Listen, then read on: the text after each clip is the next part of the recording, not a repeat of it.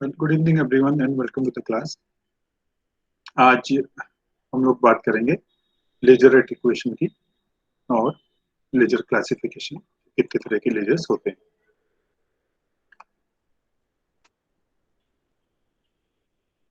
Mainly आज बात होगी what we know as the 3 level और 4 level lasers and what are the laser rate equations for these lasing schemes.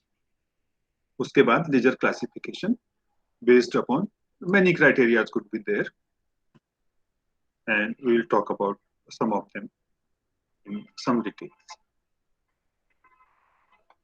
Okay.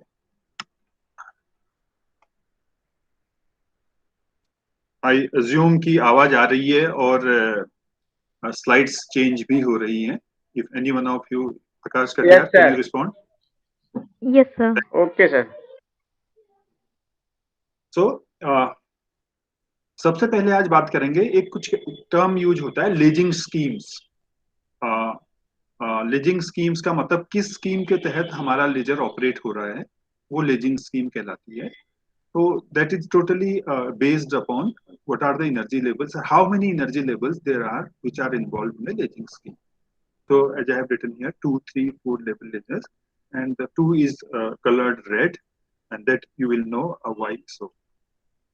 तो वहां तक जाएं उसके पहले एक बहुत ही बेसिक डिस्क्रिप्शन देना चाहेंगे कि आप लोगों से पहले भी बात हुई है कि जब भी हमें किसी ट्रांजिशन की बात करते हैं, हमने एब्जॉर्प्शन की बात की या स्टिमुलेटेड इमिशन की बात करी, तो हमने हर बार ये कहा कि एक लाइन शेप उसका रहता है. और वो लाइन शेप इसलिए भी रहता है, अगर आप एक नेचुरल लाइन लाइन इसकी विड्थ भी देखें ट्रांजिशन, तो जो हमारा ये जो भी एनर्जी स्टेट्स रहती हैं, आप सभी को पता है कि they are not discretely sharp, they are bands. तो ये डेल्टा ई का जो स्प्रेड रहता है, इसकी वजह से एक रेंज ऑफ फ्रीक्वेंसीज इस अपर लेवल पे है. और जब भी कोई एटम यहाँ से नीचे आएगा, इलेक्ट्रॉन नीचे आएगा या इंटरेक्ट करेगा किसी रेडिएशन से वहां जाने के लिए, तो सिर्फ एक ही पर्टिकुलर फ्रीक्वेंसी नहीं, बट फ्रीक्वेंसी का थोड़ा सा स्पेक्ट्रम ये उसको रिस्पॉन्स करता है या उससे इंटरेक्ट करता है. तो this function which you have shown here, this is also known as the line shape function.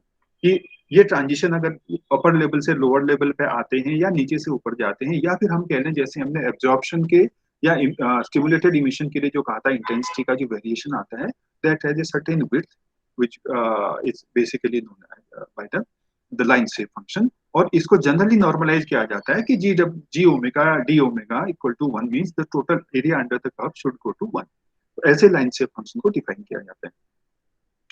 उसके बाद में अगर ये लाइन शेप फंक्शन है किसी ट्रांजिशन का, अब मान के चलें कि इस सिस्टम को, इस मटेरियल सिस्टम को जिसका लाइन शेप हम जी ओमेगा से दिखा रहे हैं, अगर उस पर एक नियरली मोनोक्रोमेटिक लाइट अगर इंसिडेंट होती है या इंटरेक्ट करती है, तो उस केस में क्या होना है, उस केस में जो हम लोग अभी तक क्या कह रहे थे, वो transition rate, number of atoms going in that particular absorption और गोइंग अंडर स्टिमुलेटेड इमिशन.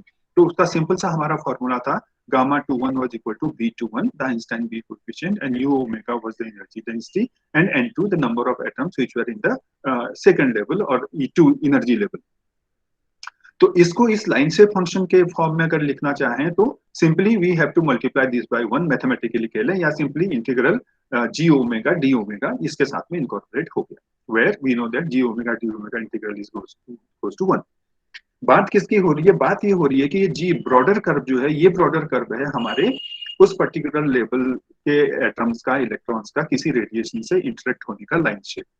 और जो पतली लाइन दिखाई गई है, ये क्या है? नियरली मोनोक्रोमेटिक लाइट जो उस सिस्टम पे पड़ रही है, जो उस सिस्टम से इंटरेक्ट कर रही है. तो अगर ये केस होता है, तो ऐसे केस में अगर हम यहाँ पर ये वैल्यू रख लें, B21 की वैल्यू जो हमने Einstein A and B coefficient वाले फॉर्मूले से निकाली थी, और वहां पर 821 की वैल्यू लिख दें 1 अपॉन स्पॉन्टेनियस लाइफ टाइम, तो ये कुछ इस तरह से फिगर आउट होता है कि gamma 21 goes in terms of N2, number of atoms in the E2 level. उसके बाद में ये सारे coefficients, constants and integral U omega G omega omega cube D omega. ध्यान रखिएगा, यू ओमेगा क्या है? जो इंटरेक्ट कर रही है लाइट. जी ओमेगा क्या है? उस पर्टिकुलर सिस्टम का लाइन शेप फंक्शन जहां पे वो पर्टिकुलर लाइट आके इंटरेक्ट कर रही है. ये सिचुएशन होने पर ये हमारे पास इंटीग्रल आया. अब इस इंटीग्रल को निकालने की अगर कोशिश करें या फिर से लिख दिया वही चीज को। अगर इसको निकालने की कोशिश करें, अब ये तो है नहीं कि पीक कहाँ पर हो रहा है। हमारी जो इंसिडेंट नियर मोनोक्रोमेटिक लाइट है वो कहाँ पे पीक हो रही है, लेट्स से ओमेगा प्राइम पे। अगर ओमेगा प्राइम पे ये इंटरेक्ट कर रही है, यहाँ पे पीक हो रही है, तो हम ये कह सकते हैं कि ये जो जी ओमेगा था भाई, जी ओमेगा और इसका जो जो जो कॉमन एरिया होगा वो ये कहलाएगा यहाँ पे, जो यहाँ पे है। That means we do not worry about this G omega peaking at this value, क्योंकि यहाँ हम तो मल्टीप्लाई कर ही नहीं रहे, बेसिकली इंटीग्रल यहाँ होना है ओमेगा प्राइम पे। Then this value goes to G omega prime and omega cube, sorry omega prime cube. वो यहाँ पे कांस्टेंट समझ के चलिए, तो वो बाहर आ गया, अंदर में बच गया you omega D omega. Now this you omega D omega, अगर इसकी बात करें यहाँ पर, जो जो आपका इंसिडेंट रेडिएशन था, तो we simply call this integral U omega D omega H U, which can be termed as the energy density of the incident radiation। तो कुल मिला के ये हुआ कि नियर मोनोक्रोमेटिक लाइट का अगर किसी लाइन शेप फंक्शन के साथ अगर इंटरेक्शन हो रहा है, तो उस समय में जो हमारे stimulated emissions per unit volume per unit time होंगे लेवल E2 से E1 की तरफ को, दे will be given something like this. और ये जो फैक्टर यहाँ पर है, इस फैक्टर को आगे चल के हम लोगों ने, तो बार बार इतना बड़ा लिखने से अच्छा है इसको W21 करके लिखा हुआ है, we will see in the next slide. Similarly, क्योंकि जब एब्जॉर्प्शन होता है तब भी यही प्रोसेस होती है, everything remains the same. Your incident right that interacts with the G omega, then the only difference comes is of this N1 और N2। अगर एब्जॉर्प्शन हो रहा है तो हम ग्राउंड लेवल के एटम्स या इलेक्ट्रॉन्स की बात करेंगे, तो उस केस में हमारा जो ट्रांजिशन रेट होगा that will be given by N1 multiplied by almost the same function, everything same, because that incident radiation again interacting with the line shape function of the system। तो जो भी material system हमारा है उसका line shape function fixed है, और अगर incident radiation भी वही है वो भी फिक्स्ड है, तो उस केस में हमारा जो एक्सप्रेशन होगा एब्सॉर्प्शन के लिए भी वो भी सेम होगा, except that instead of having N2 जो इंटरेक्ट कर रहे थे एटम्स, N2 नंबर, अब वो एब्जॉर्प्शन के केस में N1 नंबर्स होंगे जो इंटरेक्ट करेंगे और ये लाइट को एब्जॉर्ब करके हायर एनर्जी स्टेट्स पे जाएंगे। तो ये दो चीजें अगर ध्यान में रखी जाएं कि interaction of A nearly monochromatic light with the line shape function of that material, उस केस में थोड़ा सा हमारा जो ये ट्रांजिशन रेट्स थे ये थोड़े से मॉडिफाई हो जाते हैं। तो यहीं पर अब हम बात करते हैं लेजर रेट इक्वेशन की। बेसिकली रेट इक्वेशन ये दिखाता है कि किस रेट से किसी लेजिंग स्कीम में किसी पर्टिकुलर लेवल के नंबर ऑफ एटम्स वो चेंज हो रहे हैं। means rate of change, that means how they are changing with time।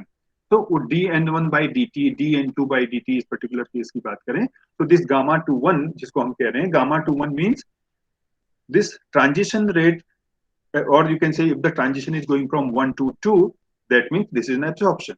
तो absorption, the number of atoms n1 जो है E1 लेवल पर, यहां से कितने एटम इस रेडिएशन को, नियर मोनोक्रोमेटिक रेडिएशन की जिसकी हमने बात करी थी, उसको एब्जॉर्ब करें और यहां से E2 लेवल पर जाएंगे, तो वो दिखाया जाएगा। जो पहला एक्सप्रेशन था पिछले पेज में सेम था, this whole number of constants multiplied by the N1, और उसको सिंप्लिसिटी के लिए W12 यहाँ पे लिख दिया गया है, और where W12 is given by all this mathematical expressions.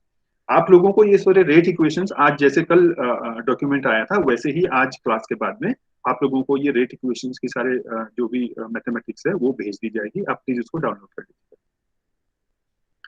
तो this tells us gamma 12 the rate of change of number of atoms in level E1। Similarly, if we talk about the atoms which are in the E2 state, if they interact with such kind of a near monochromatic radiation, उस case में जो stimulated emissions होंगे उसकी वजह से E2 level में N2 जो number of atoms हैं इनका रेट ऑफ चेंज जो होगा वो कैसे चेंज होगा, तो वो भी दिखाया जाएगा सेम टाइप के रेट इक्वेशन से। dn2 upon dt should be equal to this gamma 21 should be equal to W21, where W21 is the same expression what we have written for the W12, at least for the case of this two level laser or two level scheme। ठीक है, तो अगर ऐसा है तो we have something like this, where what we have seen this gamma 12 that is nothing but dn1 upon dt। कैसे यहां से जो जो जो जो एटम्स थे वो इनकमिंग रेडिएशन से इंटरेक्ट किए और यहां से वो चले गए E2 में, तो that rate is given bye basically W12 into N1। N1 atoms थे और इस फैक्टर से मल्टीप्लाई होकर के जो भी एब्सॉर्प्शन था वो हुआ, नंबर एक। नंबर दो, जो N2 से N1 में स्टिमुलेटेड इमिशन आए, those were given by gamma 21 और उनकी value W21 into N2, because W12 is equal to W21, तो इसको W12 इंटू N2 भी लिख दिया। तो ये तो उन रेडिएशंस की बात हो गई थी जहां पर रेडिएशन के साथ हमारा सिस्टम इंटरेक्ट कर रहा है।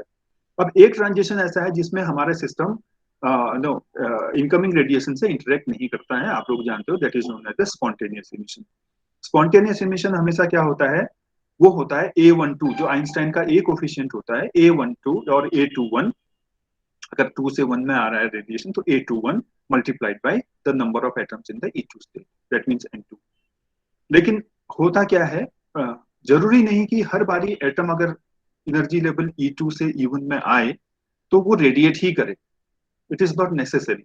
ये रेडिएट करेगा कि नहीं करेगा ये सिलेक्शन रूल्स पे डिपेंड करता है। कई दफा ये अगर अलाउड ट्रांजिशन नहीं है तो it will not know radiate, तो ऐसे केस में it will come down. Other बाकी केसेस, कुछ और केसेस में भी कि यहाँ से ग्राउंड लेवल पे तो आएगा but it may not radiate. उस केस में नॉन रेडिएटिव ट्रांजिशन अगर होते हैं, अगर उनको हम S12 से अकाउंट करें, या इसमें मान लें कि S21 जो है ये दिखा रहा है नॉन रेडिएटिव ट्रांजिशन को और A21 दिखा रहा है रेडिएटिव ट्रांजिशन को, तो इनका मिला करके अगर देखा जाए तो T21 एक नया टर्म इस्तेमाल हुआ है, टोटल स्पॉन्टेनियस इमिशन कह दीजिए इसको आप, total spontaneous emission which is coming from level 2 to level 1। अगर T21 ऐसे डिफाइन होता है तो इस पर्टिकुलर केस में N2 से N1 में आने वाले स्पॉन्टेनियस इमिशन किससे दिखाए जाएंगे, N2 multiplied by T21। T21 multiplied by N2 ये रिप्रेजेंट कर रहे हैं जो भी स्पॉन्टेनियस इमिशन लेवल E2 से लेवल E1 में आ रहे हैं। तो हमारे पास तीन ट्रांजिशन है, एक स्टिमुलेटेड इमिशन, सॉरी एब्सॉर्प्शन, फिर एक स्टिमुलेटेड इमिशन और एक स्पॉन्टेनियस इमिशन। इन तीनों का जो लेखा जोखा है हर स्टेट में, एनर्जी E1 वाली स्टेट में या एनर्जी E2 वाली स्टेट में, जब उसको हम लिखते हैं तो उन सबों को हम कहते हैं laser rate equation. For example अगर आप इसकी बात करें, N2 स्टेट की बात करें, तो N2 स्टेट में क्या हो रहा है, N2 स्टेट में कौन से एटम पहुंच रहे हैं या कितने पहुंच रहे हैं, क्या रेट है पहुंचने का, वो है W12 into N1। That means जो भी एटम E1 लेवल पे एनर्जी एब्जॉर्ब कर रहे थे, जितने भी एटम यहाँ थे, लेट से N1 थे, इन्होंने जितना भी एब्जॉर्ब किया W12, जो भी फ्रैक्शन वहां पे, जो भी आपका कोफिशिएंट या जो भी फैक्टर वहां पे रहे हैं, ये मिल करके एब्जॉर्ब करेंगे और ये एब्जॉर्ब होने के बाद में जा रहेंगे E2 लेवल को। दैट मीन्स E2 लेवल में ये जो हमारा, जिसको हम गामा 12 कह रहे हैं, W12 into N1, these many number of electrons per unit time they are arriving in N2, so they are shown by the green color। अब यहां से उसके बाद क्या होता है, वापस भी आते हैं, कुछ स्पॉन्टेनियस इमिशन से आते हैं, कुछ स्टिमुलेटेड इमिशन से आते हैं, तो इसमें से वो जा रहे हैं बेसिकली अगर देखा जाए पर यूनिट टाइम, तो जा कितने रहे हैं, अगर उनको लाल एरो से दिखाएं तो जाने वाले एक तो स्टिमुलेटेड इमिशन है, those who are given by the factor W21 N2 और W12 N2, because W12 is equal to W21, तो ये दोनों एक ही जैसे लिखे गए हैं। तो जाने वाले स्टिमुलेटेड इमिशन या इस लेवल को छोड़ने वाले एक तो ये हैं, दूसरे वो स्पॉन्टेनियस इमिशन हैं जिनको हमने total spontaneous emission T21 into N2 कहा है। तो अगर आप सेकेंड लेवल की बात करें तो वहां कुछ आने वाले हैं एब्जॉर्प्शन के थ्रू और दो जाने वाले हैं, तो कुल मिला के we have this green as plus and these red marks as minus. So dN2 upon dt, the rate of change of atoms in level E2 dN2 upon dt, that is equal to plus W12 N1, the green sign, plus W12 N1, the first term, minus the stimulated emission W12 N2, so that W12 has been taken common, N1 minus N2, minus the spontaneous emissions T21 into N2. So this equation, for example, dN2 upon dt, whatever is in the right hand side, this tells us the rate equation, the rate at which the number of atoms N2 in level E2 are changing with time. And these kind of equations are basically known as the rate equation. ठीक इसी तरह से अब आप देखें E1 level में क्या हो रहा है, what is the dynamics as far as the number of atoms goes, कि कितना चेंज हो रहा है यहाँ पे, तो सीधी सीधी बात है, सबसे पहला इसमें से रेड लाइन कौन सी जानी चाहिए, जो ऊपर के लिए ग्रीन थी। यहाँ से जिन एटम्स ने एब्जॉर्ब करके वो ऊपर चले गए थे E2 में, वो माइनस हो रहे हैं। तो that comes minus W12 into N1, that is minus, क्योंकि यहाँ से एटम्स एब्जॉर्ब करके ऊपर जा रहे हैं। प्लस में क्या है, प्लस में दो आ रहे हैं। एक तो स्पॉन्टेनियस इमिशन आ रहा है, T21N2, T21N2, that is plus. Similarly, this fellow which was spontaneous stimulated emission W12 into N2, ये भी प्लस है क्योंकि ये भी नीचे आ रहा है, यहाँ आ रहा है। So this minus and minus, the two minuses are there. So this is basically plus W12 into N2. तो क्योंकि टू लेवल स्कीम की हम बात कर रहे हैं, टू लेवल लेजर स्कीम, खाली दो ही लेवल अगर किसी लेजर में होते तो ये होता कि rate of change of atoms in upper level N2 would go like this. Similarly, in level 1, the rate of change of atoms with time, that will be something like this. If you add both of them together, क्योंकि दो ही level scheme की हम बात कर रहे हैं, तो कुल मिला के सब जीरो हो जाएगा, क्योंकि जो यहाँ से जा रहे हैं वो ऊपर पहुंच रहे हैं, जो ऊपर से आ रहे हैं वो नीचे आ रहे हैं। तो प्लस माइनस का ही खाली फर्क है। तो in total, if you add them up, T upon dt, N1 upon T, N2 goes to zero. That simply means N1 plus N2 is equal to constant. Means the total number of atoms or total number of electrons in that particular system, they are fixed. You cannot change them. आप कोई light डालें या कुछ भी करें, in general they are fixed. So first thing is that the total number of atoms in that system, they are fixed. Second thing, at steady state, what should happen? अगर steady state achieve कर ली है, तो this rate of change of number of atoms in one level, two level or any other level, they should go to zero. That's what you call as a steady state. अगर ऐसा होता है, उस case में अगर left hand side को zero कर दें, यहाँ या यहाँ दोनों में से एक ही एक्सप्रेशन मिलेगा कि N2 upon N1 should go to W12 divided by W12 plus T2. आप ये खुद भी देख सकते हैं। तो this kind of an expression we are going to get, and this expression, if simplified further, can be written as 1 upon 1 plus something like this, T21 divided by W12, where T21 is the transition rate because of the spontaneous emission, and this W12 is a factor which is related with the interaction of light with the system. अगर ऐसा हो रहा है, तो ऐसी स्थिति में N2 upon N1 theoretically देखिए, किसी भी कीमत पर N2 और N1 का जो रेशियो है वो एक से बड़ा नहीं हो सकता। No matter how small this T21 upon W12 is, this factor remains 1 upon 1 plus something. तो इसका मतलब ये होल फैक्टर जो राइट हैंड साइड है, this is less than 1, and at the most even if you make this fellow zero, ये जो भी factor यहाँ पे है T अपॉन W, अगर आप इसको जीरो भी कर सकते हैं, तब भी आपके पास क्या आने वाला है, N2 upon N1 is equal to 1. That is the best one can try. What it tells us that in two laser lasing scheme, it is impossible to achieve N2 larger than N1. So the takeaway story from this two-level scheme is that this scheme is not feasible. इस scheme को लेकर के laser बन ही नहीं सकता है, क्योंकि the best we can achieve in this kind of a system, two-level system, is N2 can be equal to N1, but not better than that. तो ऐसा होने पर जो आती है स्थिति वो ये है, आप बहुत सारे एटम्स ग्राउंड स्टेट में हैं, बहुत ही कम ऊपर में रहेंगे, आप इसको पंप करिए, रेडिएशन दीजिए, ये एब्जॉर्ब करेंगे, लेवल नंबर 2 पे जाएंगे। एक स्थिति ऐसी आ जाएगी जब द बेस्ट पॉसिबल स्टेट, जिसको हम कह रहे थे N1 is equal to N2, and that condition is known as the transparency condition. ऐसी कंडीशन में आपका जो सिस्टम है वो ना तो इमिट करेगा ना एब्जॉर्ब करेगा, कुल मिलाकर के यही स्थिति उसकी मेंटेन रह जाएगी, and this is what is known as the transparency condition और transparency situation, where because we cannot make N2 larger than N1, so this will neither absorb nor radiate. आप लाइट डालते रहिए, ये सिस्टम का जो जो जो डायनामिक्स है वो यही मेंटेन रहेगा, और जब आप लाइट डालना बंद करेंगे, जो ऊपर के एटम्स हैं वो स्पॉन्टेनियस रेडिएशन या spontaneously they will come down, and all again initial position जैसी थी वैसी हो जाएगी। और दूसरे शब्दों में, जैसा पहले भी कह चुका हूं कि N2 is greater than N1 is practically impossible. तो two level lasing scheme laser जो है वो फिजिबल नहीं है, कोई लेजर इस तरह से काम नहीं कर सकता। Then there are other possibilities, go to 3, go to 4। 3 level scheme जो है उसमें 3 लेवल्स हैं, एक ग्राउंड लेवल है, एक अपर लेवल है, एक मिडिल में लेवल है। तो यूजुअली जो प्रैक्टिस है वो क्या है, यहाँ से इलेक्ट्रॉन्स को एक्साइट करो, वहां से वो स्पॉन्टेनियसली आए, और ये जो लेवल 2 है ये मेटास्टेबल अगर स्टेट हो तो जो भी एटम्स इलेक्ट्रॉन्स यहाँ से हायर एनर्जी स्टेट्स पर जाएंगे वो quickly they will come down to the metastable state, and why? Because of this metastable state they will stay there for a while and then they will laze when there is a sufficient population inversion between the ground level and this metastable state. Typical example is your ruby laser, which is nothing but the chromium doped aluminum oxide. तो इसके लिए rate equations क्या होंगी? जैसा two level laser के लिए हुआ था, exactly the same way, mean the concept remains the same. Equations दो के बजाय तीन हो जाएंगी क्योंकि तीन लेवल्स की हम लोग बात कर रहे हैं। तो मान लीजिए ये हम बात करें, एक E1 लेवल है, एक E2 लेवल है, एक E3 लेवल है।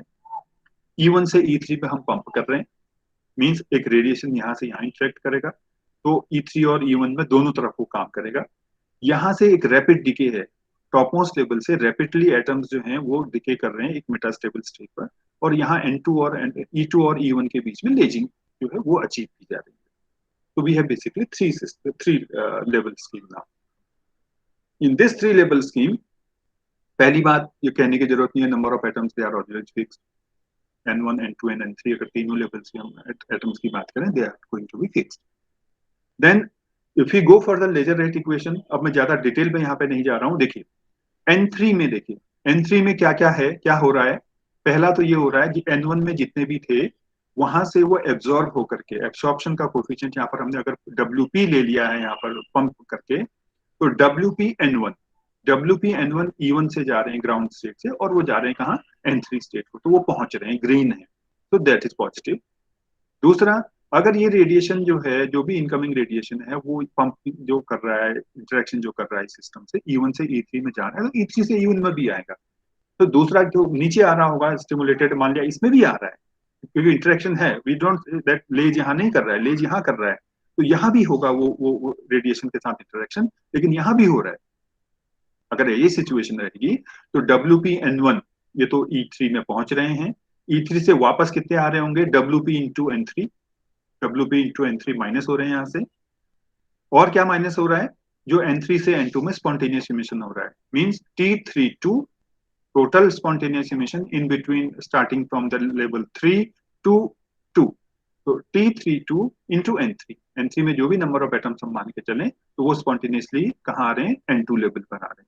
तो जो रेट इक्वेशन इस थर्ड लेवल के लिए हो जाएगी dN3 upon dt equal to WP N1 minus N3। WP N1 पहुंच रहे हैं वहां पे, WP N3 वहां से माइनस हो सकते हैं, और वहां से और भी क्या माइनस हो सकता है, T32 into N3, that's spontaneous emission. Similarly अगर N2 लेवल की बात करी जाए, N2 में क्या हो रहा है, N2 में से लेजिंग हो रही है, यानी कि रेडिएशन है इन्वॉल्व, N2 से N1 में जा रहे हैं।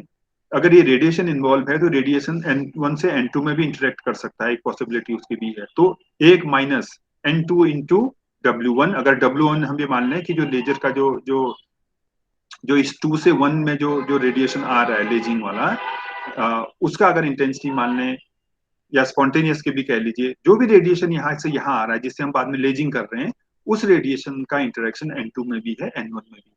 तो N2 लेवल में यही रेडिएशन इंटरेक्ट कर रहा है, बाकी ऊपर से तो स्पॉन्टेनियस आ रहा है।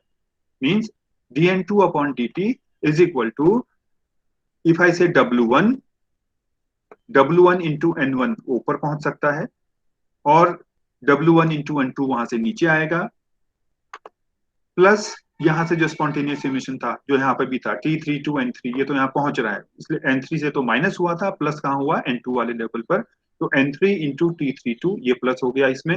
दूसरा, N2 से N1 में भी स्पॉन्टेनियस इमिशन हो सकता है, तो उसको भी एनकाउंटर अगर करें तो minus N2 multiplied by T21। Okay, तो don't just get confused with all this jumbled up numbers given here. Simply अपना एक खाली एक कॉन्सेप्ट ये लगाइए, अगर कहीं रेडिएशन है, वो रेडिएशन इंटरेक्ट अगर यहाँ से कर रहा है, E1 लेवल से अगर इंटरेक्ट कर रहा है, रेडिएशन E3 में जा रहा है, that means that radiation has the tendency to interact with this, I mean this system. N1 E1 से E3 लेवल पे अगर जा सकता है, तो वो रेडिएशन E3 से E1 वाले ट्रांजिशन पर भी इंटरेक्ट कर सकता है, because the energy is the same. Similarly that's W1, अगर हम इसको ही मान लें कि वो रेडिएशन जो N2 से N1 में आ रहा है, तो वही रेडिएशन N1 से N2 में भी ट्रांजिशन करने की पॉसिबिलिटी रखता है।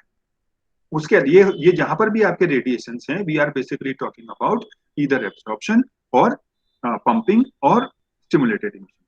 बाकी जो स्पॉन्टेनियस इमिशन है वो कभी वापस जाने की क्षमता नहीं रखता है। स्पॉन्टेनियस इमिशन हमेशा नीचे आएगा, N3 से N2 में भी आएगा, N2 से N1 में भी आएगा, और ज्यादा लेवल नीचे होते तो वहां भी जाता।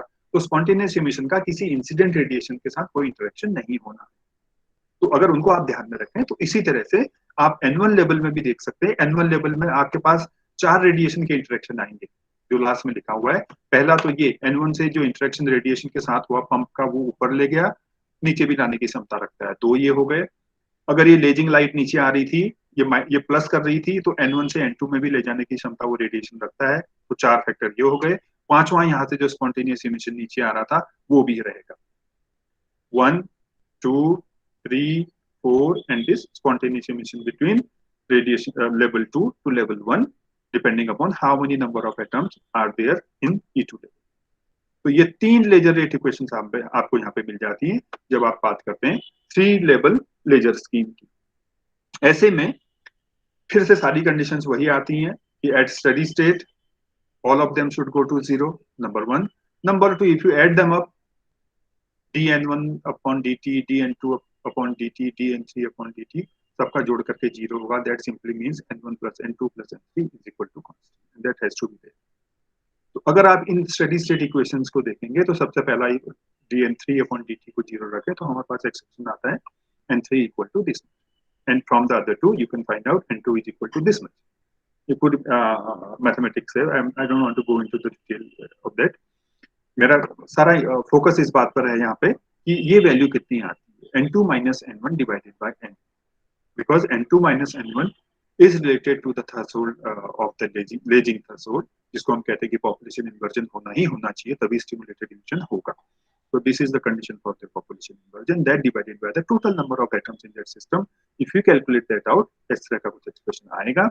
और इस एक्सप्रेशन में दो चीजें अगर हम रख लें, दो चीजें क्या रख लें, एक तो ये कि जो ट्रांजिशन होगा N2 से N1 का, दैट इज स्लो। जब हमने इसको मेटास्टेबल स्टेट कहा है, अगर ये ट्रांजिशन का जो रेट है यहाँ पे T21, ये ट्रांजिशन अगर स्लो होगा, T21 अगर हम मान के चलें that is smaller as compare to T32। 3 से 2 में जो मतलब क्विक अगर ट्रांजिशन होते हैं, क्विकली यहाँ आते हैं, they will be faster as compared to the transitions from a metastable state। तो अगर ये कंडीशन यहाँ रखी जाए, T32 is much much larger than T21, ये कंडीशन रखने पर हमारे जो कई सारी ये इक्वेशंस हैं वो सिंप्लीफाई हो जाती हैं इस तरीके। और यहाँ पर W1 वही चीज है जो हमने क्या कहा था, जो N2 से N1 में जो इंटेंसिटी है, जो लाइट आएगी उसकी इंटेंसिटी। अब क्योंकि जब तक लेजर लेज नहीं कर रहा है तब तक यहाँ तो कोई लाइट आनी नहीं है, यानी कि स्टार्टिंग में अगर हम इलेक्ट्रॉन्स को पंप यहाँ कर भी दें और उसके बाद इलेक्ट्रॉन्स यहाँ से क्विकली आ जाएं मेटास्टेबल स्टेट में, और मेटास्टेबल स्टेट का मतलब एटलीस्ट मिली सेकेंड्स की बात हम सोच सकते हैं, तो उतने टाइम तक का तो ये रेडिएशन यहाँ इनिशियली कुछ रहना ही नहीं है, कोई रेडिएशन यहाँ ट्रांजिशन ही नहीं होना है, तो कोई रेडिएशन नहीं होगा। तो अगर वो भी स्टेट हम मान लें कि this lasing threshold population inversion delta N of T, delta N for the threshold जहां पर लेजिंग शुरू होगी, if I replace this n2 upon n1 by delta nt, that means till that time यहाँ पे ये जो W1 था this is equal to 0, there is hardly any W1, कोई ट्रांजिशन यहाँ है ही नहीं। तो वो स्थिति में delta nt upon total number of atoms, n has been written as nt, total number of atoms, then becomes equal to this and becomes this whole term। if I ignore this, तो ये जो factor था WP minus T21 divided by WP plus T21 upon 1 हो जाएगा। तो ये expression मेरे को मिलता है कि स्टार्टिंग में at the threshold of the lazing population inversion ये एक्सप्रेशन मिलता है 3 लेवल लेजिंग स्कीम के लिए। दूसरा, इसको फिलहाल के लिए यहाँ पर छोड़ रहे हैं, ठीक है, यहाँ पे इसको छोड़ रहे हैं। 3 लेवल लेजिंग स्कीम का ये एक्सप्रेशन हमको मिल गया। अब आते हैं 4 लेवल लेजिंग स्कीम क्या है। 4 level as you know this, इसमें 4 लेवल्स इन्वॉल्व है। 4 लेवल्स इन्वॉल्व में मतलब यहाँ से एटम्स को हमने ऊपर पंप किया, वहां से वो मेटास्टेबल स्टेट में आ गई जैसा पहले था, और वहां से उन्होंने लेजिंग करी between this metastable state and some another state in between this ground state and the metastable state.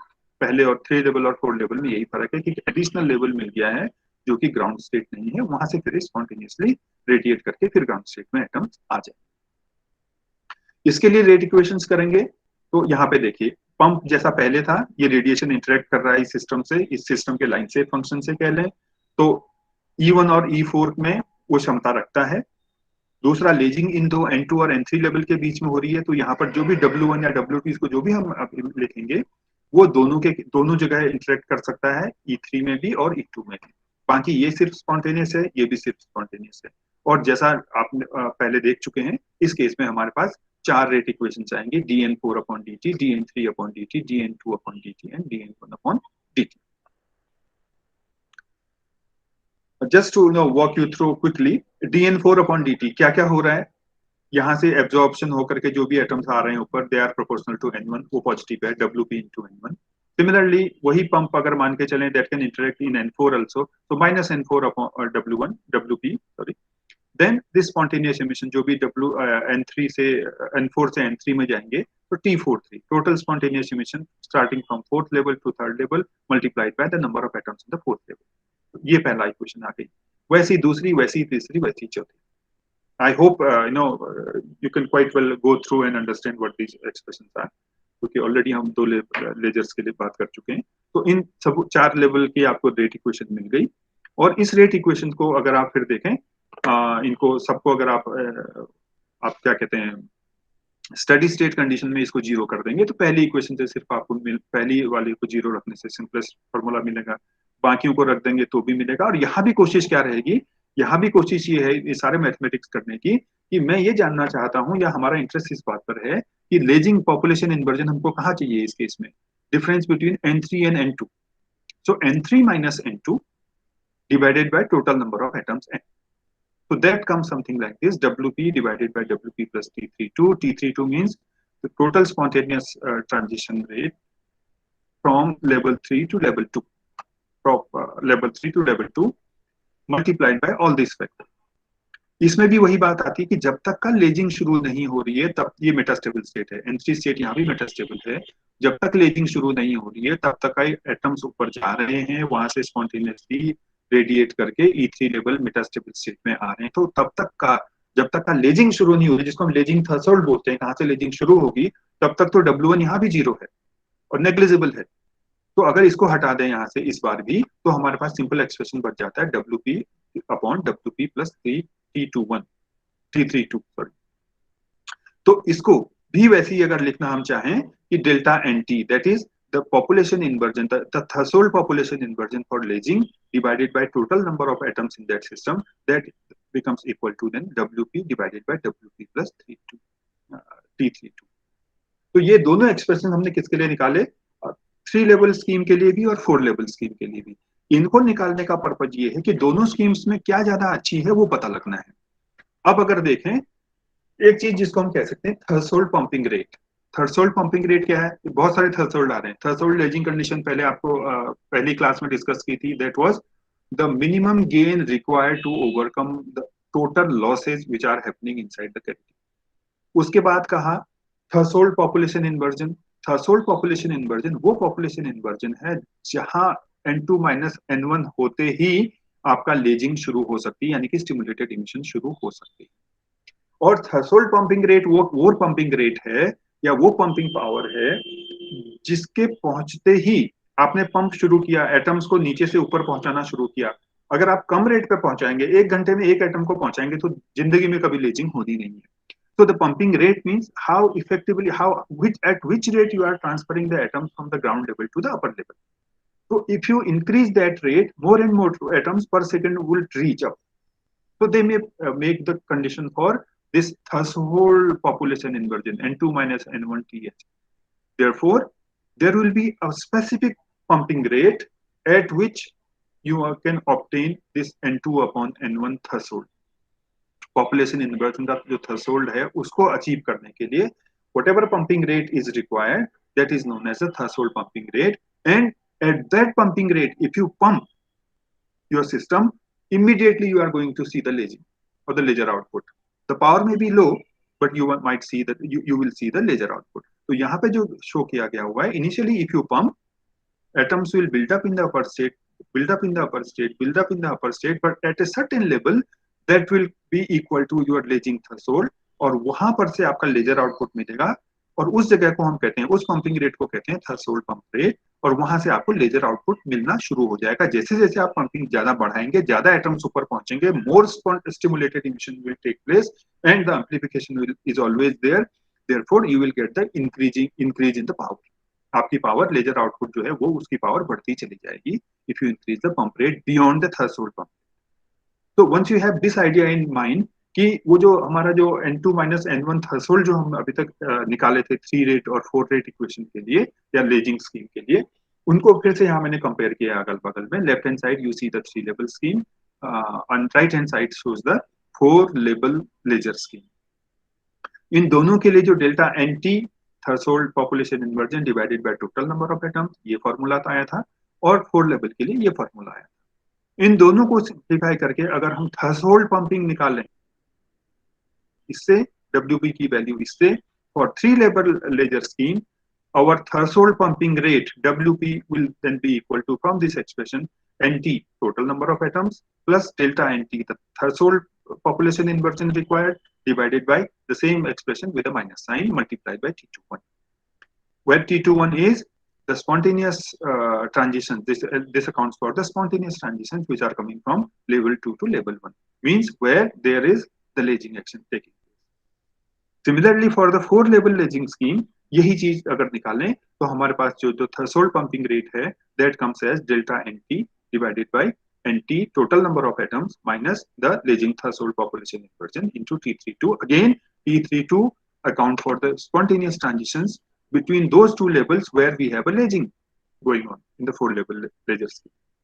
तो ऐसी स्थिति में अगर हम दोनों का जो थ्रेशोल्ड पंपिंग रिक्वायर्ड है लेजिंग के लिए, 4 लेवल और 3 लेवल को अगर डिवाइड कर दें तो हमारे पास जो एक्सप्रेशन आता है that is delta N T divided by total number of atoms plus delta of N T. तो अगर इस फ्रैक्शन को आप देखें यहाँ पर एनटी डिवाइडेड बाय दिस, हाँ एक चीज एज्यूम कर ली गई है कि दोनों केसेस में जहां पर हमारा लेजिंग ट्रांजिशन आ रहे हैं T21, if that is more और less equal to T32 of 4 level scheme, तो उनको बराबर कर दें तो दोनों दोनों यहाँ से हट जाएंगे और कैंसिल हो जाएंगे। तो उस केस में ये एक्सप्रेशन आया। इस एक्सप्रेशन में अगर आप देखिए तो क्या लिखा हुआ है, a divided by a plus B. Now no matter what is the value of b, if it's non zero, N T कभी जीरो नहीं हो सकता, एनटी कभी जीरो नहीं हो सकता, ये जीरो से ज्यादा ही है, काफी ज्यादा है। तो ये जो राइट हैंड साइड का एक्सप्रेशन आपके पास है, जो फ्रैक्शन है, this is never going to be greater than 1, it is always smaller than 1, even much much smaller than 1, because N T is a huge number, total number of atoms in the system they are huge. तो इसकी वजह से ये fraction जो है बहुत छोटा है। इसका मतलब ये हो गया, बहुत छोटा number multiplied by 3 level scheme becomes equal to 4 level का जो लेजिंग थ्रेशोल्ड पावर है या पंपिंग रेट है। इसका मतलब 3 लेवल में बहुत ज्यादा जो थ्रेशोल्ड लेजिंग का जो पावर है वो काफी ज्यादा है। So that is what is written here and shown in the next page, that this pumping threshold for 3 level ledger scheme is much larger as compared to the pumping threshold for ledging in a 4 level ledger scheme। ये mathematically आया था। अगर इसको graphically आप देखना चाहें तो graphically ये है, एक्स एक्सेस में दिखा रखा है हमारा नॉर्मलाइज पंपिंग रेट, यानी कि कितने पंपिंग रेट पे लेजिंग हो जाएगी, और वाई एक्सेस पे दिखा रहा है नंबर ऑफ एटम्स, और या कह लीजिए जो थ्रेशोल्ड पॉपुलेशन इन्वर्जन रिक्वायर्ड है वो एक डॉटेड लाइन से दिखाया गया है।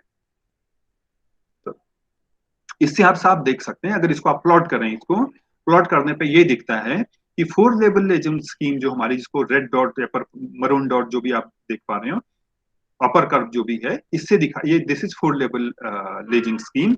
यहाँ पे आप देखेंगे कि बहुत ही कम जो पंप रेट है वहां पर हमारा लेजिंग थ्रेशोल्ड अचीव हो चुका है, वेरी क्लोज टू जीरो।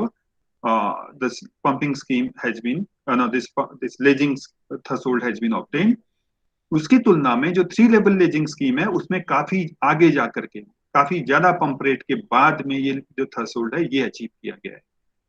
तो अगर आप कहें कि कौन ज्यादा बेहतर है, ऑब्वियसली हमारा 4 लेवल जो लेजिंग स्कीम है, that is much more effective and more convenient. I wouldn't say convenient, that requires much less pumping rate. वजह बिल्कुल साफ है। उसके एकमात्र कारण ये है कि आप देखिए हमारा 3 लेवल लेजिंग स्कीम में ग्राउंड स्टेट में तो already all the time there are so many number of atom, इससे ज्यादा ऊपर अगर आपको चाहिए पॉपुलेशन इन्वर्जन करने के लिए इस मेटाबॉलिक स्टेबल स्टेट में, तो आपको बहुत ज्यादा एटम यहाँ से भेजने पड़ेंगे ऊपर, तभी जाके पॉपुलेशन इन्वर्जन अचीव हो पाएगा। इसकी तुलना में फोर्थ लेवल लेजिंग स्कीम आप देखिए, ग्राउंड लेवल में मान लीजिए हजारों लाखों हैं, लेकिन लेजिंग तो उस पर नहीं हो रही है। लेजिंग में जो दो लेवल्स इन्वॉल्व हैं, वो एक तो थर्ड लेवल है, एक सेकंड लेवल है। तो हमें क्या करना है, हमें कोशिश यहाँ पर इतनी ही करनी है कि हमारे एटम जितने भी यहाँ से ऊपर जाएं वो इस मेटास्टेबल स्टेट में पहुंच जाएं, और उस समय ये जो नीचे वाली लेवल है, सेकंड लेवल जो है, इस पे कम से कम एटम्स हों। अगर ये मेटास्टेबल स्टेट है और ये एक ऑर्डिनरी स्टेट भी है जिसका लाइफ टाइम काफी कम है, तो यहाँ से जो ट्रांजिशन होंगे spontaneously to the ground state, they will be much faster.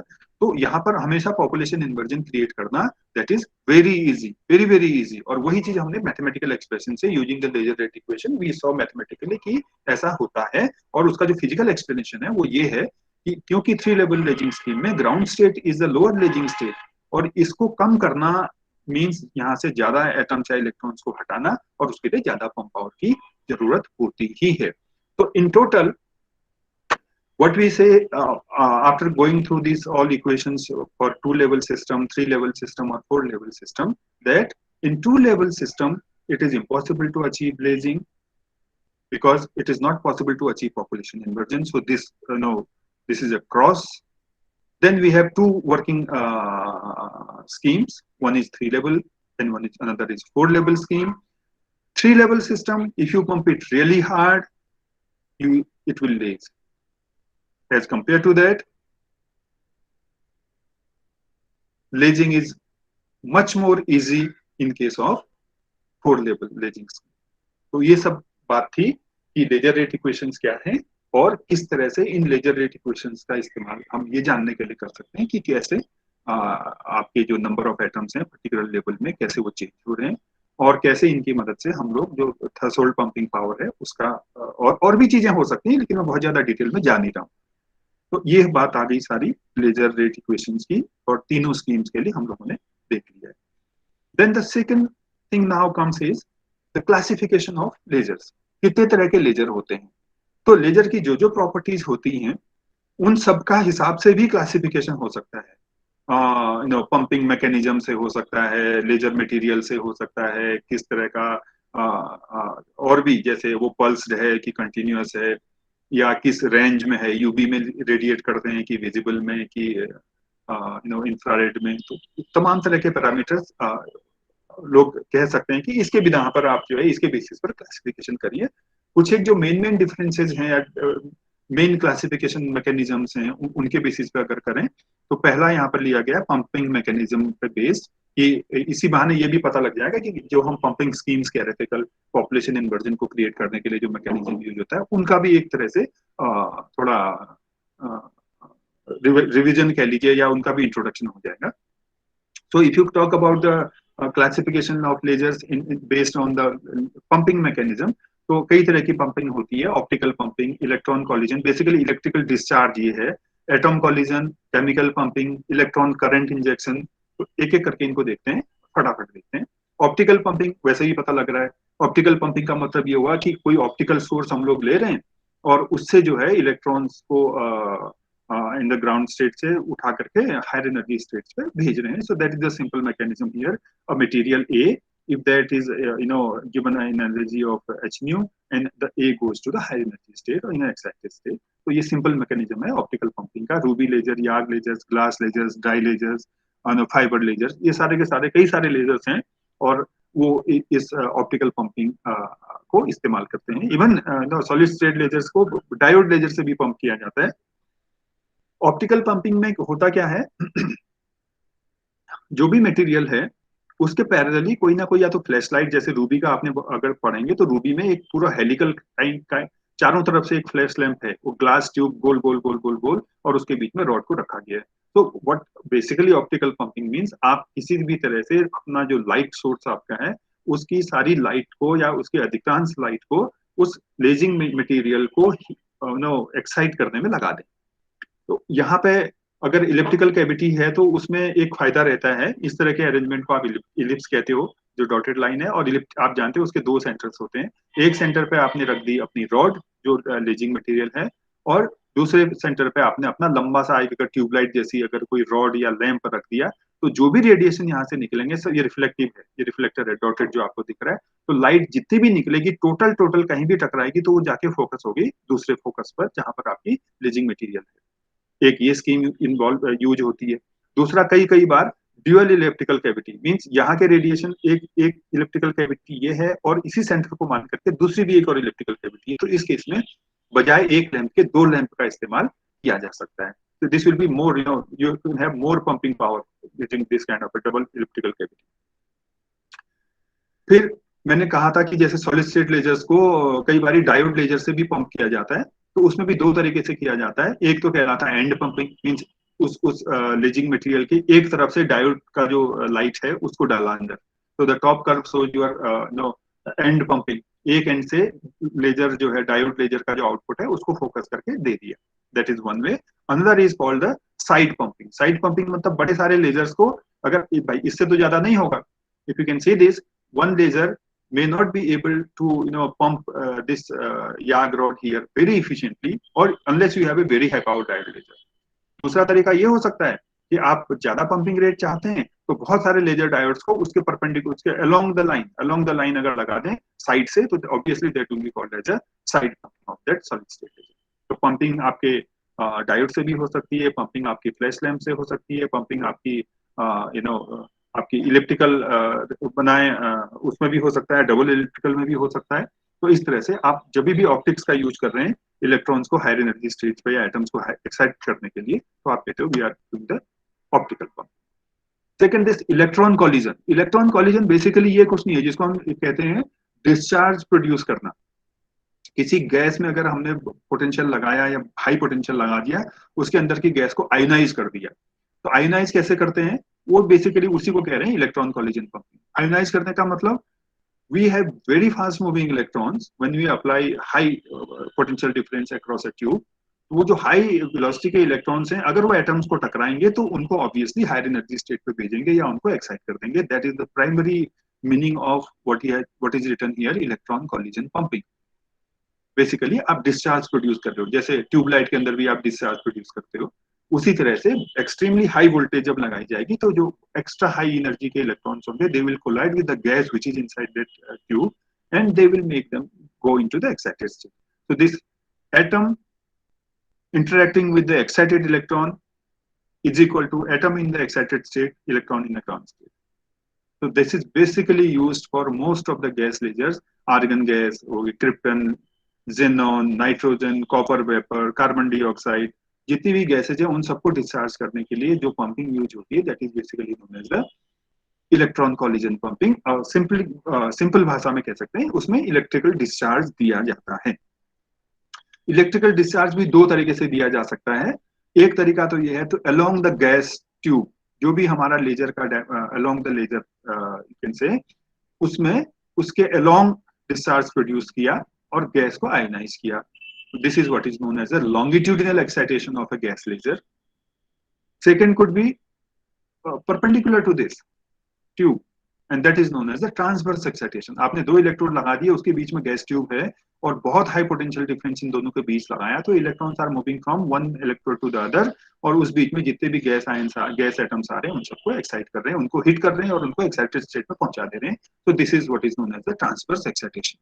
सो एक लॉन्गिट्यूडिनल एक्साइटेशन हो सकता है और दूसरा ट्रांसवर्स एक्साइटेशन हो सकता है in case of this electron collision pumping, या जिसको आप कह सकते हैं इलेक्ट्रिकल डिस्चार्ज जिसमें हो रहा है। तीसरे तरह के जो लेजर्स हैं वो कहलाते हैं एटम कॉलिजन। इसमें क्या होगा, एक एटम जो ऑलरेडी एक्साइटेड स्टेट में हो and preferably in metastable state. क्यों प्रिफरेबली इन मेटास्टेबल स्टेट? वो इसलिए अगर आपका मटेरियल बहुत ही कम समय के लिए एक्साइटेड स्टेट में रहेगा तो उस बीच में दूसरे एटम के साथ टकराएगा और एनर्जी ट्रांसफर करेगा, इसकी कोई गारंटी मतलब उतनी ज्यादा नहीं है। कितनी ज्यादा नहीं है, जितनी तब है जब वो मेटास्टेबल स्टेट में हो। अगर वो मेटास्टेबल स्टेट में एक्साइटेड है तो वहां काफी देर तक रहने वाला है, तो उतनी देर में तो कई सारे एटम से वो टकरा करके अपनी एनर्जी ट्रांसफर कर सकता है। तो उस तरह के कॉलिजन को कहते हैं एटम कॉलिजन पंपिंग। आपका मान लीजिए एक एटम है बी, वो मेटास्टेबल स्टेट में एक्साइटेड है। अब बी मेटास्टेबल स्टेट में एक्साइटेड अपने आप तो नहीं होगा, उसके लिए हो सकता है हमको इलेक्ट्रिक डिस्चार्ज यूज करना पड़े। तो इलेक्ट्रिकली डिस्चार्ज किया इस गैस में, मान लीजिए इस गैस को एक्साइटेड स्टेट में, मेटास्टेबल स्टेट में पहुंचा दिया, और वहां से वो B in metastable state that interacts that collides with an atom A which is in the ground state, उसको अपनी एनर्जी ट्रांसफर कर देता है, खुद तो ग्राउंड स्टेट में आ जाता है, और ए जो है वो एक्साइटेड स्टेट में चला जाता है। तो इस तरह का जो लेजिंग स्कीम होती है उसको कहते हैं, और इस तरह की जो पंपिंग होती है उसको कहते हैं एटम कॉलिजन पंपिंग। तो एटम कॉलिजन पंपिंग में आप किसी एक गैस को पहले एक्साइटेड मेटास्टेबल स्टेट में भेजते हैं, और जब उसी समय वहां और भी गैस का मिक्सचर रहता है तो वो पर्टिकुलर एक्साइटेड एटम्स वो दूसरी गैस से टकराते हैं, और उससे टकराने के बाद में उसको एक्साइटेड स्टेट में भेज देते हैं और खुद ग्राउंड स्टेट में आ जाते हैं।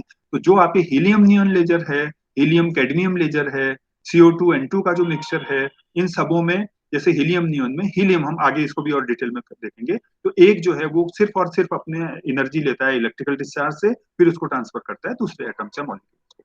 तो इसको कहते हैं आपका एटम कॉलिजन पंपिंग। उसके बाद एक और तरह की पंपिंग कहलाती है केमिकल पंपिंग।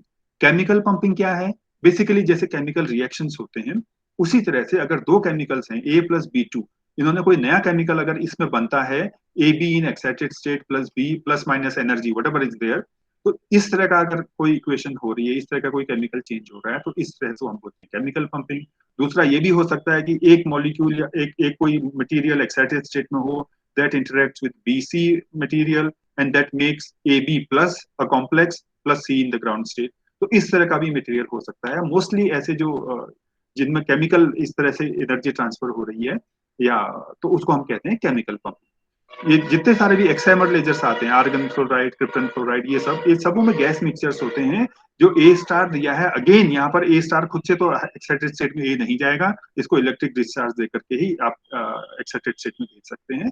वो फिर अपनी एनर्जी ट्रांसफर करके कुछ दूसरा कंपाउंड बनाएगा। तो ये बहुत अच्छे से जिन लेजर्स में इसका इस्तेमाल होता है उनको हम जानते हैं एक्साइमर लेजर्स के नाम से। Excimer lasers actually they are basically excited dimers. वो ग्राउंड स्टेट में स्टेबल नहीं होते हैं, लेकिन एक्साइटेड स्टेट में वो स्टेबल होते हैं, और ज्यादा शॉर्ट लिव्ड होने की वजह से एक्साइटेड स्टेट में जाते ही वो नीचे आ जाते हैं ग्राउंड लेवल पर, and they emit a photon. तो electron with a means electrical discharge से ए एक्साइटेड स्टेट में चला जाता है, और एक्साइटेड स्टेट में जब ए होता है बी से इंटरेक्ट करता है तो ए बी स्टार बनाता है, और immediately that comes to the ground state to A B plus some laser radiation. ये जो स्कीम है, ये आपका केमिकल लेजर जिसको कहा गया है केमिकल पंपिंग, तो बहुत अच्छे तरीके से ये एक्साइमर लेजर्स पे इस्तेमाल होती है। Then comes the current injection, electron current injection. अब देखिए क्यों ये कहा जा रहा है, क्योंकि जितने भी सेमीकंडक्टर लेजर्स होते हैं, जितने भी टाइप के होते हैं, उन सबों में up to a certain current there is no lasing, खाली थोड़ा बहुत स्पॉन्टेनियस इमिशन आता है। जैसे ही वो थ्रेशोल्ड करंट के ऊपर में इसमें करंट इंजेक्ट की जाती है, ज्यादा वोल्टेज लगाई जाएगी, ज्यादा करंट अगर उसमें प्रोड्यूस मीन फ्लो कराई जाएगी, तो इट स्टार्ट्स लेजिंग। तो इसीलिए इन सब डिवाइसेस को कहा जाता है करंट इंजेक्शन पंपिंग। इनमें जो पंपिंग यूज हो रही है that is nothing else but it is the current injection pumping which you are injecting from outside using a voltage source, जो भी आपके पास में है। और अगर इसका टिपिकल कंस्ट्रक्शन की बात करें, मैंने कहा था इसमें किसी मिरर लगाने की जरूरत नहीं पड़ती, क्योंकि ऑलरेडी अगर इनको बहुत अच्छे से पॉलिश कर दिया जाए फेसेस को, दे एक्ट लाइक मिरर्स। और इन दोनों मिरर्स के बीच में ही M1 M2 आप ऐसे मान के चलो जो भी लेजर का डायमेंशन है, और उसी के बीच में जितनी सारी लॉन्गिट्यूडनल वेवलेंथ्स हमारी ऑसिलेट कर सकती हैं, सबकी सब करती हैं। और जब तक करंट कम होती है तब तक का कुछ नहीं होता है, खाली स्पॉन्टेनियस इमिशन आ रहा होता है। और जैसे ही थ्रेशोल्ड करंट के ज्यादा करंट इसको दी जाती है तब लेजिंग होती है। तो उस स्थिति में ये मान के चलिए कि जब थ्रेशोल्ड करंट से काफी कम करंट है तो सिंपली स्पॉन्टेनियस इमिशन आ रहा होता है। जैसे ही थ्रेशोल्ड करंट के पास में करंट पहुंचती है तो जो बहुत सारे कैविटी मोड्स जो हम लोग पहले कहते हैं C/12 के हिसाब से जो होते हैं, उनमें से कुछ कुछ एम्पलीफाई होना शुरू हो जाते हैं, जिनके लिए गेन बढ़ जाता है। और अल्टीमेटली जैसे ही थ्रेशोल्ड को क्रॉस करते हैं तो पर्टिकुलर फ्रीक्वेंसी का जो मोड है वो डोमिनेट कर जाता है, बाकी सारे वो मिनिमाइज हो जाते हैं। तो ये एक स्कीम है जिसमें ये कहा गया है अभी तक का कि depending upon the pumping mechanism we can classify. दूसरा क्लासिफिकेशन हो सकता है जो बहुत ही सिंपल है, और जो मैंने भी यही पढ़ा था सबसे पहले, कि डिपेंडिंग अपॉन द मटेरियल। अगर लेजर गेन का जो जिस मटेरियल में लेजिंग हो रही है, अगर वो सॉलिड स्टेट है, सॉलिड है, तो सॉलिड स्टेट लेजर हो गए। अगर वो लिक्विड है तो लिक्विड लेजर हो गए। अगर उसमें गैस भरी है, गैस में लेजिंग हो रही है, तो गैस लेजर्स हो गए। और अभी चौथा इसमें जोड़ दिया जैसे सेमीकंडक्टर लेजर्स। और सेमीकंडक्टर को सॉलिड स्टेट इसलिए नहीं कहा जाता है लेजर बिरादरी में कि सॉलिड स्टेट बेसिकली वो पंपिंग, ऑप्टिकल पंपिंग पे काम करते हैं, और सेमीकंडक्टर में ऑप्टिकल पंपिंग की कोई जरूरत नहीं होती है। In fact semiconductor laser optical pumping में इस्तेमाल होते हैं, सॉलिड स्टेट लेजर के ऑप्टिकल पंपिंग में लेजर्स इस्तेमाल होते हैं, सेमीकंडक्टर लेजर। तो इस तरह से अगर आप ये देखें कि the classification depending upon the state of that material, तो कई सारे हो जाएंगे। आप सॉलिड स्टेट में जाएंगे, रूबी लेजर, एनडी आर्क, एनडी ग्लास, कई टाई सफायर, कई तरह के लेजर्स हैं जो मैंने यहाँ लिस्ट नहीं किए हुए हैं, आगे मिलेंगे आपको स्लाइड्स में। और अगर गैस में जाते हैं, helium neon, carbon dioxide, argon, excimer lasers, और भी होंगे, krypton, there are so many. Dye lasers में जाएंगे, कई दर्जनों डाइज हैं जिन जो घोल बनाया जाता है या तो पानी में या किसी और सॉल्यूशन में, तो उनसे लेजिंग होती है। सेमीकंडक्टर्स लेजर कहने को खाली सेमीकंडक्टर है, there are so many structures in that which lase. अब simply to give you an example कि सॉलिड स्टेट किसको कह रहे हैं, बहुत सारे हैं, टाई सफायर, रूबी, और ये एनडी ग्लास, एनडी आग, इरिडियम फाइबर, ये सब। तो कई सारे लेजर्स हैं मैं एक एक करके तो पढ़ना उचित नहीं समझ रहा हूँ, आपको वैसे भी बुक्स में मिल जाएंगी, सभी जगह मिल जाएंगी। और लिक्विड स्टेट की बात करें तो डाइज हैं, उनका काफी ब्रॉड गेन कर्व होता है। वो ब्रॉड गेन कर्व होने का सबसे बड़ा कारण ये होता है कि इनके जो वाइब्रेशनल स्टेट्स हैं वो इतनी ज्यादा हैं, उनके बीच में इतने ट्रांजिशन पॉसिबल हैं कि आप एक बार इलेक्ट्रॉन को यहाँ से ऊपर तक पहुंचा दीजिए, तो depending upon these all vibrational levels, आप इनमें लेजिंग ऑलमोस्ट बहुत वाइब्रेशन लेवल के बीच में लेजिंग पॉसिबल है।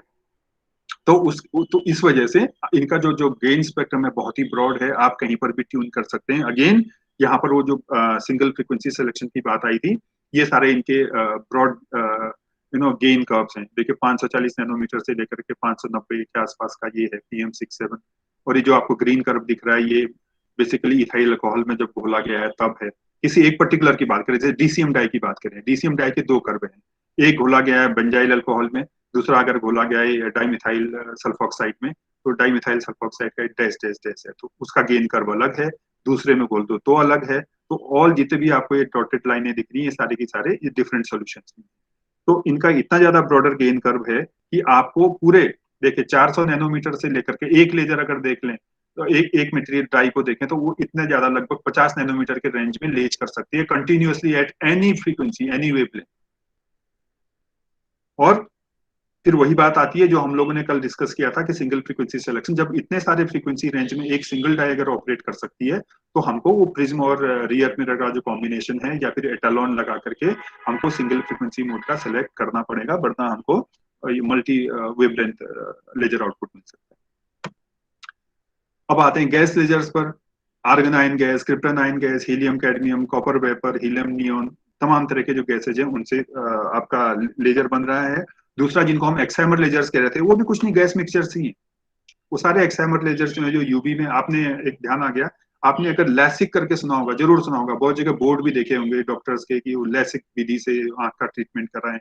उन सारे लैसिक में सारे ये जो यूवी रेंज के एक्साइमर लेजर्स हैं उनका इस्तेमाल होता है। देन सेमीकंडक्टिंग लेजर्स, कई सारे सेमीकंडक्टर कंपोजिशन हैं जो लेजिंग के काम आते हैं।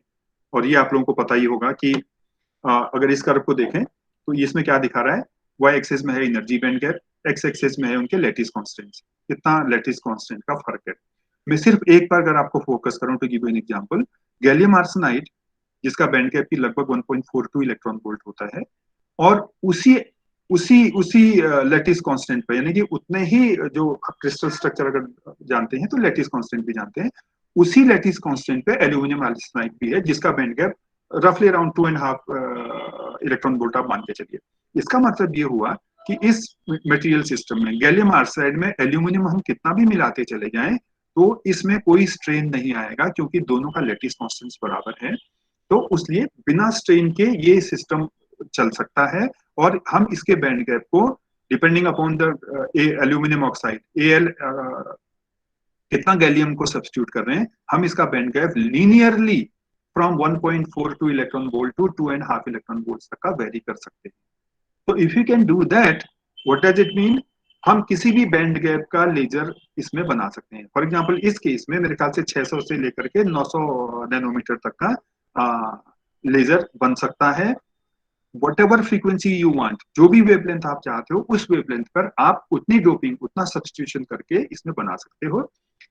इन केसेस में जहां पर ये आपका लैटिस कांस्टेंट का फर्क है, वहां पे स्ट्रेन आता है। जो आप स्ट्रक्चर बनाते हो, जो कंपोजिशन बनाएंगे, तो उसमें थोड़ा स्ट्रेन आएगा। बिकॉज ऑफ दैट स्ट्रेन वो बैंड गैप थोड़ा चेंज हो जाता है, but that is also well study. तो कहने का ये मतलब है कि जो भी आप इसमें ये सेमीकंडक्टर के जितने भी ग्रुप्स आप देख रहे हैं, गैलियम नाइट्राइड, इंडियम नाइट्राइड, तो गैलियम इंडियम नाइट्राइड या गैलियम एल्यूमिनियम नाइट्राइड यहाँ पे देखिए। तो इसमें देखिए कितना ज्यादा रेंज है आपके पास में, 3.5 electron volt to 6.2 electron volt तक का। You can combine, make an alloy of these two and then have the band gap all the way in this range from 6 to 3.5 electron volt. तो आपका कहने का ये मतलब है कि डिपेंडिंग अपॉन द कंपोजिशन आपका लेजर जो है वो काम कर सकता है eight many laser frequencies. And finally, laser based on many other things, output continuous है या pulsed है, ट्यूनेबल है कि नहीं है, ये भी एक क्राइटेरिया हो सकता है। तो इसमें थोड़ा बहुत कुछ दिखाने की कोशिश की गई, जैसे कुछ कुछ लेजिंग मटेरियल्स हैं जो ट्यूनेबल नहीं कहलाते हैं, जैसे आर्गेनाइन लेजर है। इसमें जो जैसे डाई में मैंने कहा था, there are enormous number of transitions between the vibrational levels, लेकिन आर्गेनाइन में भी कम नहीं है। It is not tunable. Why it is not tunable? Because the number of lasing transitions they are fixed. आप प्रिज्म और मिरर के कॉम्बिनेशन से आप किसी भी एक पर्टिकुलर रेडिएशन को, किसी पर्टिकुलर वेवलेंथ को चूज कर सकते हैं, but you can not tune around. आपके पास कोई फ्लेक्सिबिलिटी नहीं है इन सबों में से कोई एक। अच्छा, दूसरा मैं ये भी बता दूं, इतनी लेजर लाइंस हैं का मतलब ये नहीं कि सबके सब बहुत स्ट्रॉन्ग है। 514.5 नैनोमीटर होता है जो सबसे स्ट्रॉन्ग यहाँ पे होता है, जिसको 515 लिखा हुआ है। Then comes the 488, that is उसके भी आधा पावर हो जाती है। और बाकी लाइनें तो बहुत ही नेग्लिजिबल पावर की होती हैं। If you require high power, then apart from these two lines, 514.5 nanometer और 488 nanometers, बाकी lines की power बहुत ही weak होती है। So that way, these are, you have discrete options, but it is not tunable. उसी तरह से बाकी जैसे भी हैं, आपका हीलियम नियन हो गया, आर्गेनाइन हो गया, या फिर ये ट्यूनेबल बिल्कुल नहीं है। नाइट्रोजन गैस हो गया, नहीं होगा। एक्सैमर थोड़ा ट्यूनेबल है, और बाकी एनडीआर नॉट ट्यूनेबल। हाँ, ट्यूनेबल नहीं है, लेकिन आपने अगर पढ़ा हो second harmonic generation, third harmonic generation, किसी फंडामेंटल फ्रीक्वेंसी का दुगुना तिगुना, तो वो अगर फ्रीक्वेंसी दुगुना तिगुना करेंगे तो वेवलेंथ उसी हिसाब से चेंज हो जाएगी। तो वो आप इसमें एनडीआर लेजर के केस में कर सकते हैं। So whether they are tunable और नॉट, इस पर भी एक क्लासिफिकेशन हो सकता है। डाई लेजर जैसे मैंने कहा, they are the best, they have a very broad range of tunability. और उसी में आपका टाई सफायर भी आता है, उसी में आपका एलेक्जेंड्राइट, ये भी एक मटेरियल है, उसमें भी आपका ट्यूनेबिलिटी मिलती है। उसके बाद में कंटिन्यूस है कि पल्स्ड है, या दोनों उस सिस्टम में यूज हो सकते हैं। बेसिकली कंटिन्यूस और पल्स होना ये आपके पंपिंग पर भी निर्भर करता है। और कई दफा ये होता है कि आपका जो पंपिंग इसलिए भी कहते हैं कई दफा कि क्या आप उस सिस्टम में पंपिंग इस्तेमाल कर सकते हो कि नहीं कर सकते हो, मीन पल्स उसका जो लेजिंग है। पल्स लेजिंग आगे देखेंगे कि पल्स लेजिंग अल्ट्रा शॉर्ट जो पल्सेज हैं वो इनहेरेंटली सिस्टम में नहीं होती, वो हम लोग जनरेट करते हैं। तो इस तरह से आपका टोटल जो क्लासिफिकेशन है, that could be on the basis of the pumping scheme, that could be on the basis of the lazing material का जो स्टेट है वो क्या है, कि वो ट्यूनेबल है कि नहीं है, वो कंटिन्यूस है कि पल्स्ड है, वो किस वेवलेंथ रेंज में रेडिएट करता है। तो there could be various parameters on which आप जो है ये देख सकें कि हाँ, ये classification basis on the basis of this and that. तो with this I think the class comes to an end. और जो आज, हालांकि अभी तो पढ़ा ही है, I don't know whether we learn और not, but what I am trying to pin down here कि आपको फिर से एक बार रिवीजन हो जाए। Many types of materials they can produce laser light, and they can be, lasers can be classified in many factors depending upon their lasing medium, pumping scheme, whether they are pulsed or continuous wave, किस range में करते हैं। Semiconductor diode lasers are not classified as solid state because they are pumped electrically by injecting currents. Optical pumping uses lamps or other lasers. When I say other lasers, जैसे dye laser के case में होता है कि dye laser के case में even argon ion laser is use to make the die leads. And then electrical pumping works in the material that conduct electricity, obviously. Tunable lasers emission requires a laser medium with a white line width and a cavity that can be adjusted to resonate across the length of wavelengths. हाँ, ये सभी के लिए वैसे लागू होता है.